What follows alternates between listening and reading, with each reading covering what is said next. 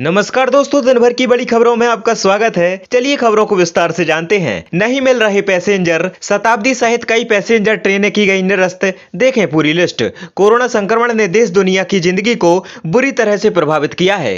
Corona संक्रमण से बचने के लिए लोगों ने ट्रेनों और बसों का इस्तेमाल करना भी बंद कर दिया है। ट्रेनों को पैसेंजर कम मिल रहे हैं, इसको देखते हुए रेलवे ने कुछ ट्रेनों को कैंसिल कर दिया है। इसमें पैसेंजर, लोकल और कुछ स्पेशल ट्रेनें भी शामिल हैं। जो पैसेंजर लोकल ट्रेनों का इस्तेमाल करके दिल्ली पहुंच जाते थे, अब वो कुछ दिनों तक इन ट्रेनों में सफर नहीं कर पाएंगे।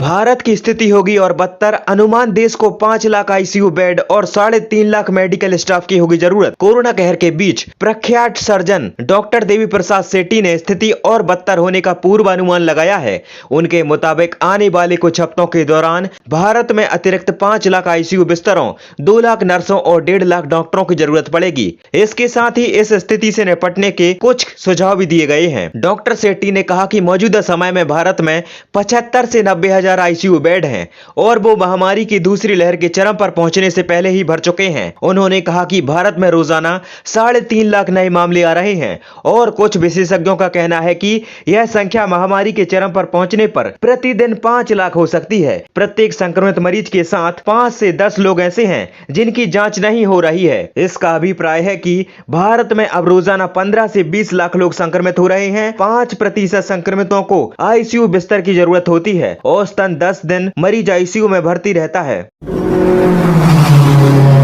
अमेरिका से मदद लेकर भारत पहुंचा विमान, कहा 70 साल की दोस्ती सदा रखेंगे याद। कोरोना संक्रमण की दूसरी लहर से प्रभावित भारत को अमेरिका से मदद की पहली खेप मिली है। शुक्रवार को सुबह अमेरिका से मदद लेकर आया विमान दिल्ली में उतरा। भारत में करीब 10 दिन से हर रोज 3 लाख से ज्यादा कोरोना के एक्टिव केस मिल रहे हैं।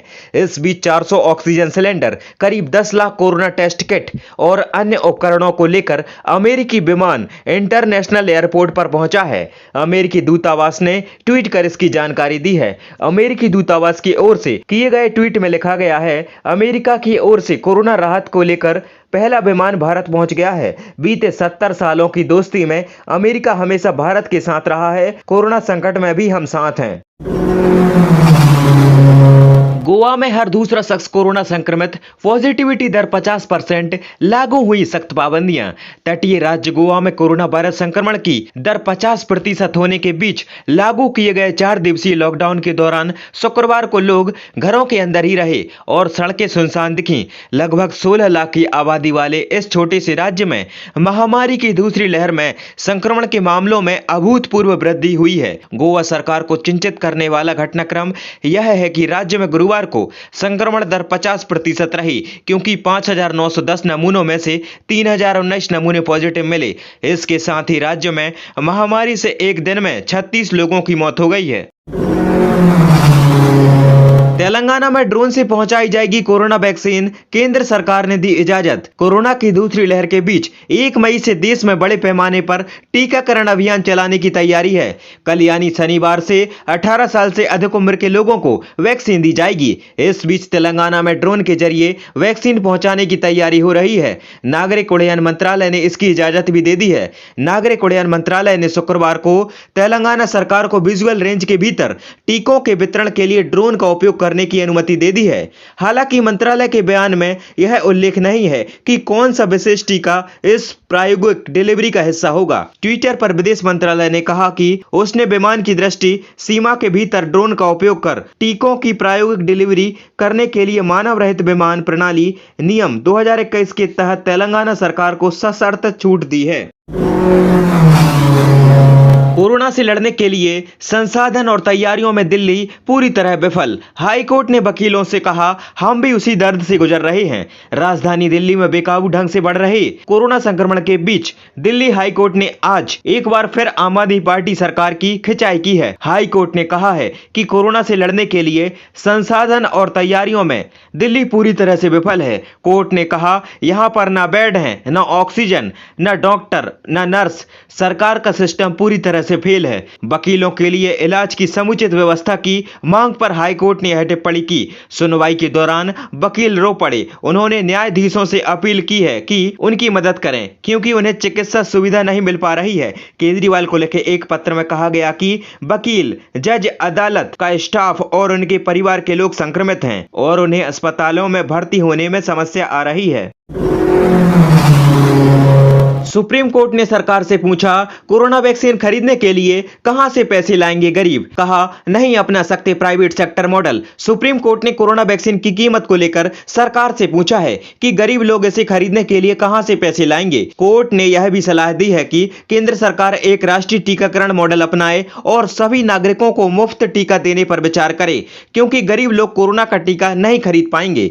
देश में कोविड-19 की मौजूद स्थिति से जुड़े केसों की सुनवाई करते हुए जस्टिस डी.वाई. चंद्रचूड़ ने कहा, कीमत का मुद्दा बहुत गंभीर है। कोर्ट ने यह भी पूछा कि केंद्र और राज्य सरकारें उन लोगों का रजिस्ट्रेशन कैसे कराएंगी जो निरक्षर हैं या जिनके पास इंटरनेट की पहुंच नहीं है।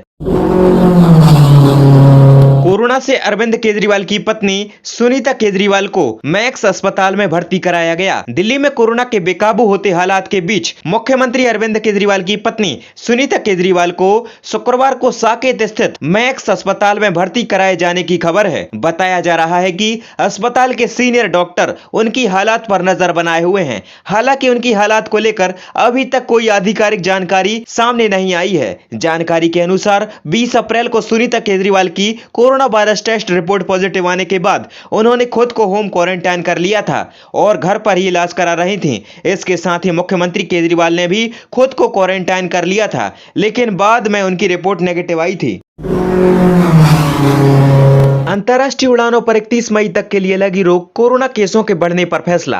अंतर्राष्ट्रीय उड़ानों पर रोक को 31 मई तक के लिए बढ़ा दिया गया है। उड़ान महानिदेशालय की ओर से जारी आदेश में भारत से जाने और आने वाली उड़ानों पर रोक को 31 मई तक के लिए बढ़ा दिया गया है। यह रोक कार्गो फ्लाइट्स पर लागू नहीं होगी। इसके अलावा DGCA की ओर से मंजूरी लेकर चलने वाली उड़ानों पर भी यह फैसला लागू नहीं होगा। आदेश में कहा गया है कि DGCA की ओर से कुछ चुनिंदा रूट्स पर उड़ानों की अनुमति होगी। हालांकि इन उड़ानों को भी केस के मुताबिक ही छूट दी जाएगी और हर मामले पर अलग से विचार किया जाएगा।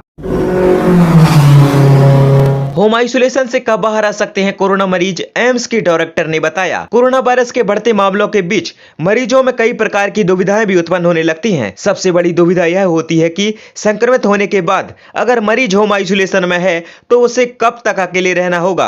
होम आइसोलेशन को लेकर दिल्ली एम्स के निदेशक डॉक्टर रणदीप गुलेरिया ने कहा है कि कम से कम 10 दिनों तक मरीज को अलग रहने की जरूरत है। उन्होंने कहा कि कम से कम 10 दिन या फिर बुखार नहीं आने के 3 दिन बाद होम आइसोलेशन से मरीज बाहर आ सकते हैं। गुलेरिया ने कहा कि होम आइसोलेशन की अवधि समाप्त होने के बाद फिर से कोरोना टेस्ट कराने की कोई आवश्यकता नहीं है। गुलेरिया ने कहा कि मरीज को रेमडेसिविर देने का फैसला एक पेशेवर डॉक्टर द्वारा लिया जाना चाहिए और इसे अस्पताल में ही लगाया जाना चाहिए। बता दें कि कोरोना वायरस के मरीजों की संख्या में वृद्धि के बाद रेमडेसिविर की डिमांड भी बढ़ गई है। डिमांड बढ़ने की वजह से इसकी किल्लत भी होने लगी है।